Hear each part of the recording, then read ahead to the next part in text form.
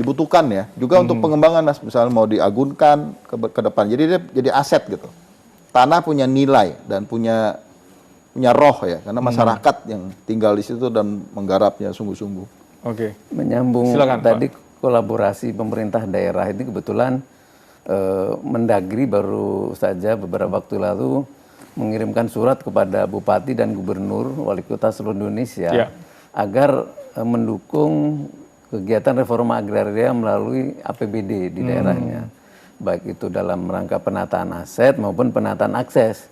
Penataan akses itu ya pemberdayaan yang tadi disampaikan oleh Pak Wamen itu, misalnya ada off-taker, ada apa perlu bimbingan, kemudian setelah nanti panen itu akan dipasarkan atau produknya itu supaya berkualitas gitu. Jangan sampai cuman sekedar panen tapi begitu dijual tidak ada harganya atau harganya turun. Itu kan sama juga tidak ada manfaatnya. Nah, itu alhamdulillah Pak Mendagri sudah mengirimkan surat kepada jajaran di daerah sehingga harapannya Bapak Ibu para gubernur dan para bupati wali kota seluruh Indonesia itu juga memikirkan bahwa reforma agraria itu perlu dukungan dari APBD di daerahnya. Begitu. Namun besarannya daerah yang menentukan, Pak, ya, sesuai dengan kondisi kemampuan dan kebutuhan dan kemampuan daerah masing-masing. Oke, Pak Wamen, untuk strategi percepatan ini tentu dilakukan dengan pilot project ya. Tadi disebutkan ada 4 provinsi yang menjadi pilot project.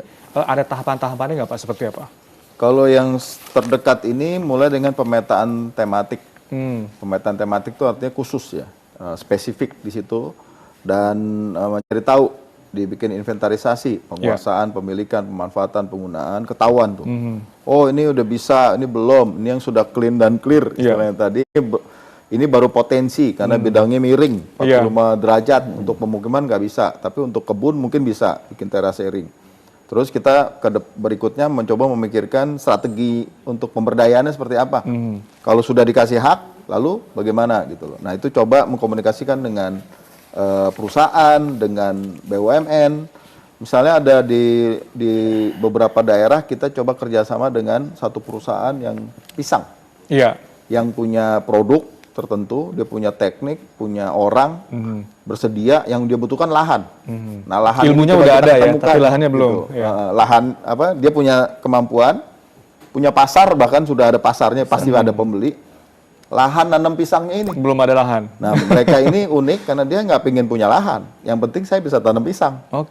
Nah, kerjasamalah dengan petani gitu, dan kita coba mempertemukan hal-hal itu. Tapi mesti dipantau, jangan sampai dijual lahan yang sudah diberikan itu ya. Rasanya kalau itu punya nilai tambah nggak dijual. Nggak dijual ya. Kan merasa rugi kalau dijual. Iya betul, justru mereka rugi. Dia rugi. Betul. Ini sumber pendapatan dan bisa dikembangkan. Gitu. Oke, jadi bentuk kerjasamanya juga nanti antara pemilik dan juga pengelola akan ditentukan oleh masing-masing mereka ya. Memang butuh negara hadir, Mas. Betul. Kita kan ngerti nih, ternyata dari atas, oh nih di mana aja gitu, siapa yang oh ini bisa nih, coba komunikasi. Nah tugas saya Pak Dar dan teman-teman itu datangin silaturahmi, Pak Bupati, Pak Gubernur atau perusahaan gitu, atau masyarakat, pendamping masyarakat, CSO kan banyak. Tadi kan cerita soal LPRA. LPRA ini kan kasus sebenarnya, konflik, Mas. Nah buat orang awam konflik, wah jangan takut kan konflik. Kalau buat kami, buat saya, wah itu kesempatan. Berarti ada kebutuhan. Iya. Kalau nggak ada kebutuhan, nggak ada konflik. Nggak ada konflik. Nah, orang cuek aja ya. Betul. Nah, dari sini konflik itu justru jadi pintu masuk. Gitu. Itu blind spot yang diberikan oleh para pendamping masyarakat buat pemerintah, dan kami berkewajiban merespon itu. Presiden bahkan memimpin rapat sampai 3 kali tuh. Rapat dengan organisasi masyarakat sipil.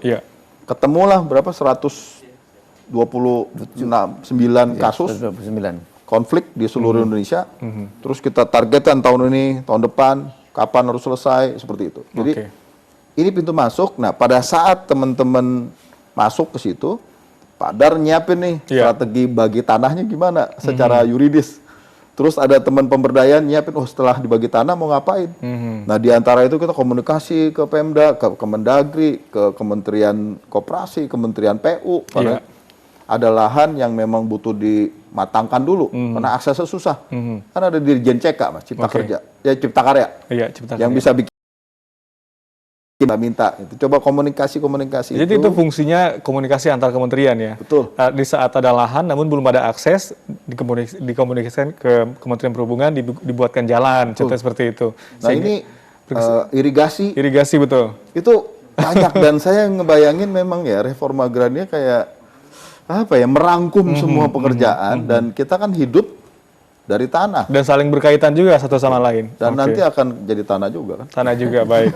Nanti kita masih punya segmen terakhir, Pak Wamen dan juga Pak Sudar. Kita akan cari tahu sebetulnya manfaat apa lagi yang bisa didapatkan masyarakat dan tentu harapannya seperti apa.